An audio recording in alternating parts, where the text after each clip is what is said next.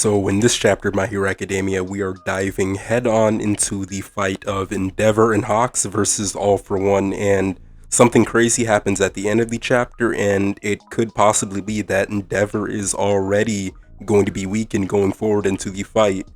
Hawks at the start of the chapter is basically just going over the fact that everybody knows that there is one clear cut weakness that All for One has, and it's his breathing apparatus, his mask, and they all know that without it, he most likely isn't able to breathe. So, the whole plan of this entire fight is going to be to try and exploit that and get that breathing apparatus off of his face so that he cannot breathe, and therefore it'd be very hard for him to win the fight.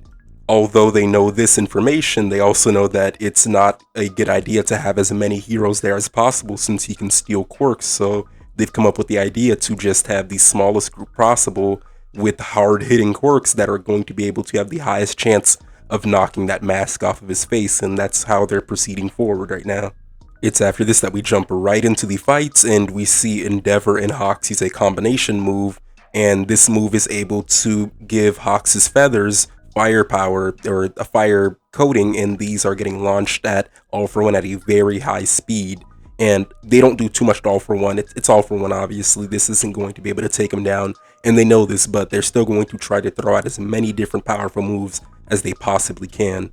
All for One again begins his verbal assault, and he's basically talking to Hawks, saying that he isn't even as fast as he was saying himself, and that he's only able to achieve such speeds as he is now because of Recovery Girl not being able to heal him completely, and he was given some prosthetic wings, and Hawks isn't affected by this. He's saying it's a real pain, isn't it? And we'll see this during the fight, that Hawks isn't really affected by the verbal abuse, the verbal assault that All for One gives, but that isn't going to be the case for Endeavor moving forward with the fight.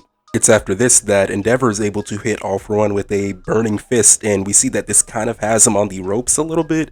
He's basically saying that his flames are leaking through his pressurized flame curtain, that he can't really reflect it with his impact recoil, and that if he even tries to do anything at all right now, Hawks is going to instantly follow it up with his own attack. So he's kind of pinned here. All for One, of course, doesn't skip a beat, and he's starting to talk to Endeavor now, saying that it seems like you're having trouble with the frontal assault and coordinating with each other. And he's asking Endeavor, is he having an off day?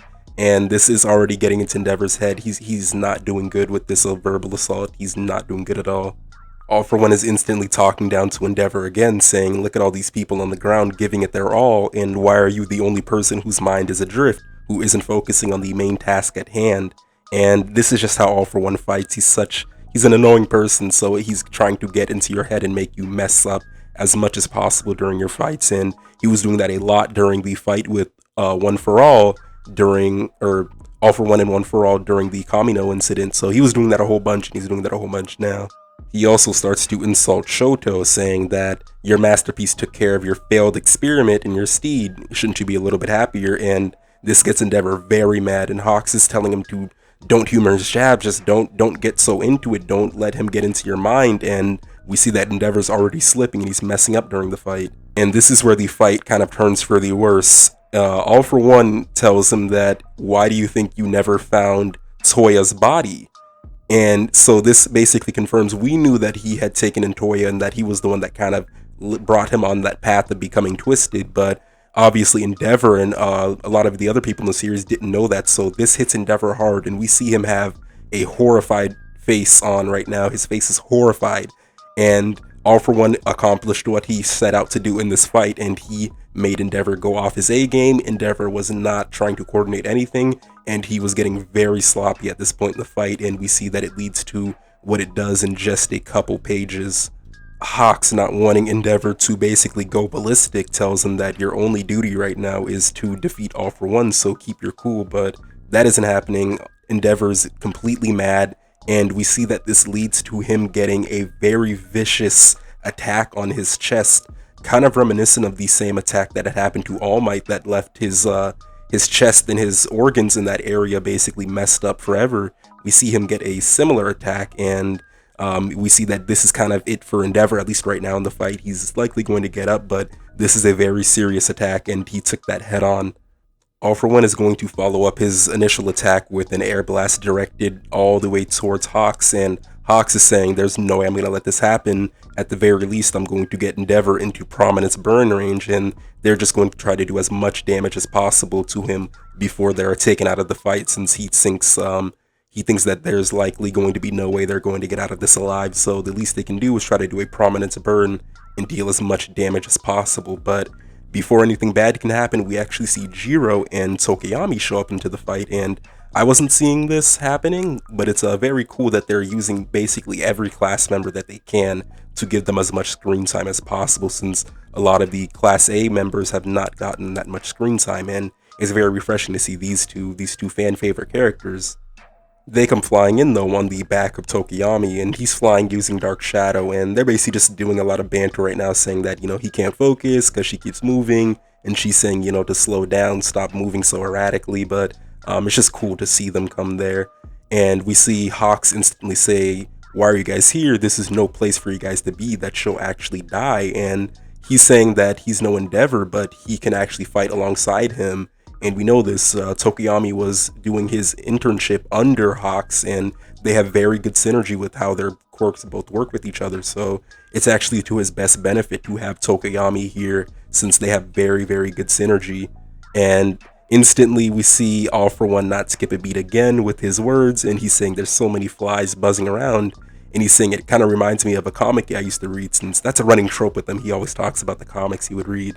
And he's saying that in these stories, it was usually the side characters that would job to the hero or the main villain and make him look even stronger. So he's saying that he's going to try to have them job to him and make him up to be stronger than he is. So it's good to know that All For One has jokes and he's able to do this kind of banter with everybody. But the last panel of the chapter is just Jiro saying that's the kind of line, better to save after victory, don't you think, All For One? So she's not afraid of him. She's not going to give into his banter. And it's also very cool to see one of the fan favorite characters, Jiro, make an appearance into the chapter. With that though, the chapter ends and we're going to get a new chapter next week. There's no break, so that's honestly very good. I really enjoyed this chapter. Nothing too crazy happened other than Endeavor getting severely hurt, but this is more of a setup chapter for what the real fight of this is going to be, which is obviously going to be all four of them, I guess, working together. And I don't know to what extent the injuries that Endeavor got is going to hinder him going forward.